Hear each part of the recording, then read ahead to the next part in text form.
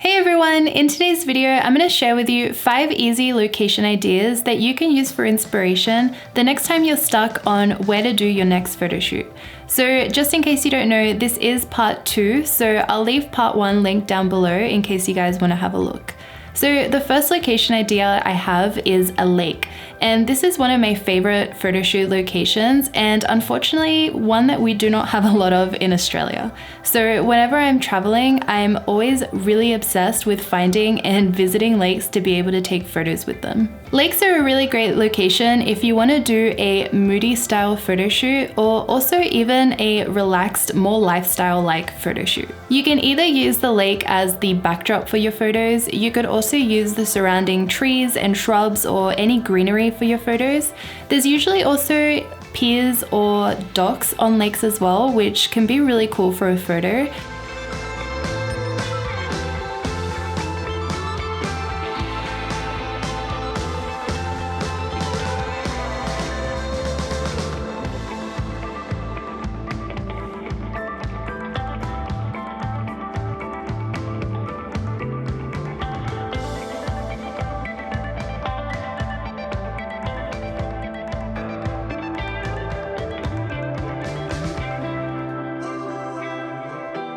And if you're feeling really adventurous, you can also get your model to jump into the lake where you can get some really beautiful portraits and images in the water. My next location idea is to use a house. So you could either use your house, you could borrow a friend's house, you could either rent a property, or if you're traveling, you can also use your accommodation as a photo shoot location. If you are doing those last 2 things, I would recommend to ask permission before you do a photo shoot, just in case. And also, if you're shooting with a client and you have a bit more of a budget to work with, you could also go through a location agency to hire some really unique properties to shoot with.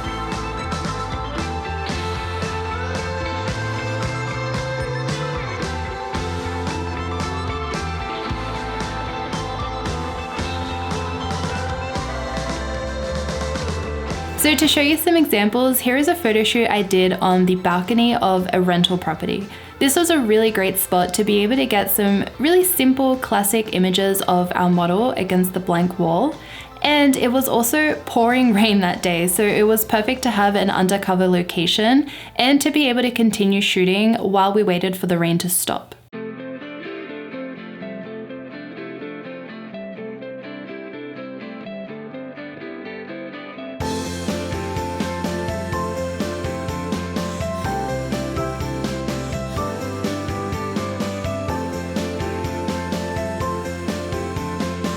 And this is another example of a photo shoot I did indoors where we borrowed a friend's house.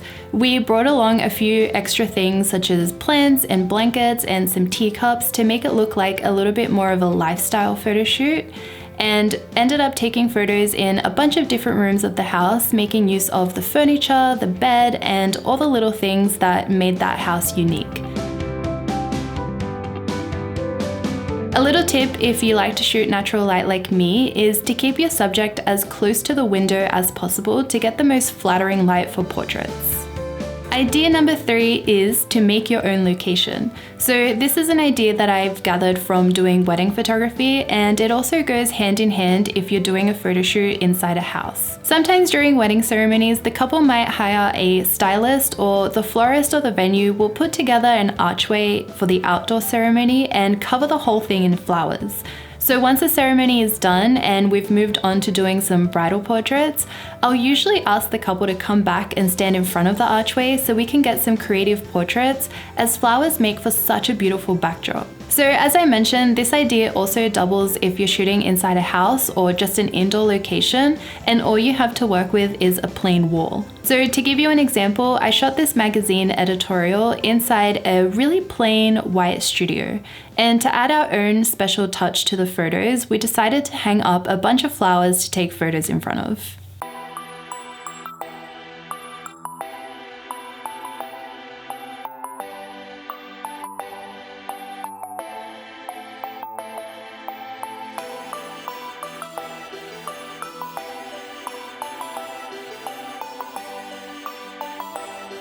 My fourth photo shoot location idea is fields. So if you've watched any of my behind the scene photo shoot videos, you would know that Christina and I absolutely love taking photos in fields. There are so many things that you can do with this kind of location. You can create a moody photo shoot, you can have a fun and upbeat style photo shoot, which is what we usually do. And you can also do things like get your subject to sit in the grass, and you can play around with angles and create some really interesting photos by using the long grass and some foreground blur and things like that. Another thing I love about using a dried field as a location is that there aren't that many natural colors. So you can either play with making a more monochromatic photo shoot by getting your subject to wear white or cream or something like that. And you can also play around with a bit of a crazier color scheme and get your subject to wear red so they really stand out from the backdrop. So unlike the lakes, in Australia we're pretty lucky with dried fields, and we have quite a lot of them in our countryside, especially during winter and summer, which are the drier seasons. But if you're looking to find some fields to shoot with, I would recommend to take a trip out of the city and a little bit more into the countryside and keep an eye out for acreage and wide open plains of land to be able to find these kinds of fields. Also, keep in mind that if you can't find a really large field to shoot with, sometimes even finding an empty house lot or a tuft of grass on the side of the road is usually more than enough to be able to do a photo shoot with. If you find a small location to work with, I would recommend to use more of a telephoto lens to be able to capture the scene without giving away that you're not actually in a remote location. So something like an 85mm, 100 or 135mm would work great. And then if you've got a wider area of land to work with, then you can use something like the 35mm or a 50mm lens.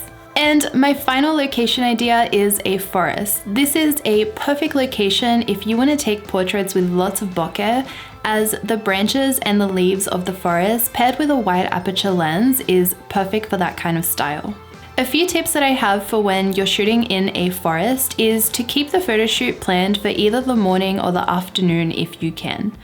I find that during the middle of the day when the sun is harshest, you can get a lot of uneven lighting due to the density of the forest, and that can cause a lot of over or underexposed spots in the background of your shot. So keeping the shoot in the morning or the afternoon where the sun is softer and more directional will help you out a lot in being able to capture more flattering photos. So while I like shooting anywhere in the forest to be able to get a full set of bokeh in the background, something else that I like to do is find clearings in the forest. So this could be anything from a pathway to just a natural clearing created by some low-lying branches.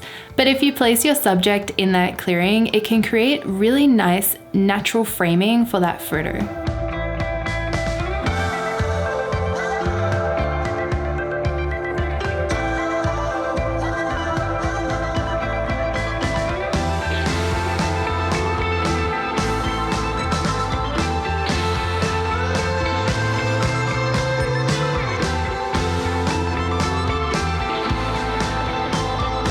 So those are my 5 easy photo shoot location ideas for you guys. Please let me know in the comments which one is your favorite and which one you might use next time at your photo shoot. Also, if you haven't seen it yet, please check out part 1. I'll leave that link down below. But I really hope you guys enjoyed today's video. I make new videos every Wednesday and Saturday, so I'll see you guys all next time. Bye!